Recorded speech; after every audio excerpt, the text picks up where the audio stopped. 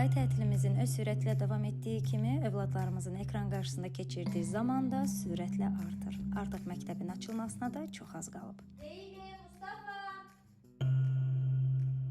Leyli, Mustafa! Siz çağırmıram bala. Bugün ekran saati kifayətdir. Hazırlaşın.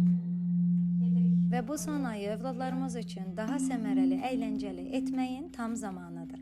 Onları ekrandan uzaqlaşdırıb həyata, hərəkətə və inkişafa cəlb etməyə çağırıram sizi. Mənim ən sevdiyim idman növlərindən və zamanında Mustafa'nın məşğul olduğu judoya dəvət edirəm sizə. Judo sadəcə idman deyil, o uşaqlara intizamı, hörməti, məsuliyyəti və məqsədə doğru irəliləməyi öyrədir. Bu dəfə zalda tək Mustafa deyil, Leyli də judogi geyinib məşq etdi. Əslində judogi geyinməklə Leylinin bir xəyalını da həyata keçirmiş olduq. Digər tərəfdən baxsaq isə judo güclü olmağın nə qədər gözəl hiss olduğunu qızlarımıza göstərir.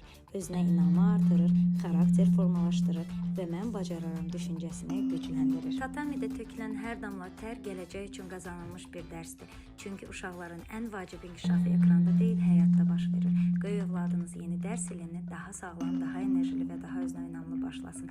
Bu son yay ayını dəyərləndirin. Övladınızı judo məşqlərinə yazdırın.